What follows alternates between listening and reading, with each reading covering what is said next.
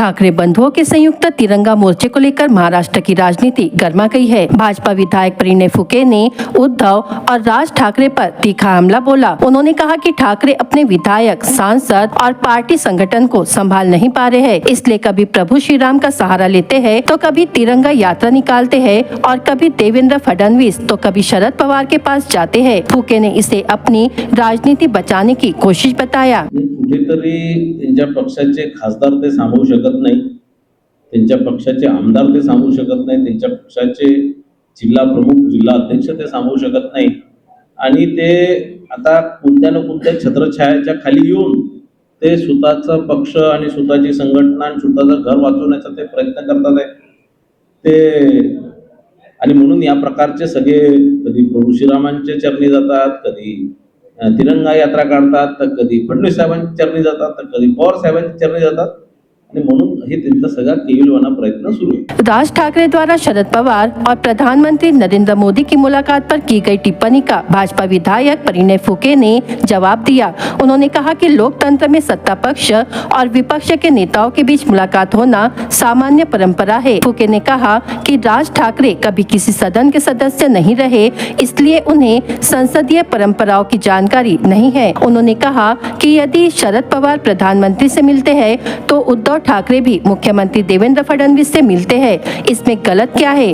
राज ठाकरे जी हे कधीच कोणत्याही पदावर निवडून आले नाही, त्यांच्या पक्षाचंही कोणीही आतापर्यंत खासदार, आमदार सोडा नगरसेवक निवडून आले नाही आणि म्हणून त्यांना या ज्या विधिमंडळ किंवा पार्लमेंटचं जे कामकाज असतं हे सगळ्या पक्षांचं मिळून ते कामकाज असतं। कोणत्या सत्ता पक्षाचं नुसतं कामकाज ते नसतं, ते कामकाज करण्याची जबाबदारी, सगळे बिल पास करण्याची जबाबदारी, सगळे आयुध वापरण्याची जबाबदारी हे सगळ्या दोन्ही पक्षाचं सामूहिक जबाबदारी असते आणि म्हणून ती सामूहिक जबाबदारी पार करताना एका दुसऱ्यांची भेट घेण्याची आवश्यकता असते, चर्चा अनेक विषयांवर चर्चा करण्याची आवश्यकता असते आणि म्हणूनच पवार साहेब यांना भेटले, PM साहेबांना भेटले, पंतप्रधान साहेबांना भेटले। या प्रकारचं अनेक लोक, उद्धव साहेब सुद्धा माननीय फडणवीस साहेबांना भेटत असतात, त्यांच्या पक्षाचे अनेक आमदार भेटत असतात आणि म्हणून ही एक रीती परंपरा अनेक वर्षानुवर्ष ही राहिलेली आहे आणि काही सत्ता पक्ष आणि विरोधी पक्ष एका दुसऱ्यासोबत भेटले नाही पाहिजे असा काही कुठे नियम आहे काय, कायदा आहे काय?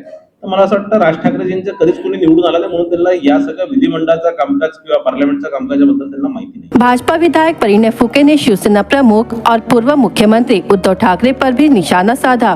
उन्होंने कहा कि सत्ता जाने के बाद ही उद्धव ठाकरे को प्रभु श्री राम की याद आई है। फुके ने कहा कि पहले भगवान श्री राम को भूलने का ही परिणाम है कि आज उनकी पार्टी की यह राजनीतिक स्थिति बनी है। उन्होंने कहा कि अब यदि वे फिर से प्रभु श्री राम की शरण में आए हैं तो यह अच्छी बात है और उम्मीद है कि भगवान उन्हें सद्बुद्धि देंगे।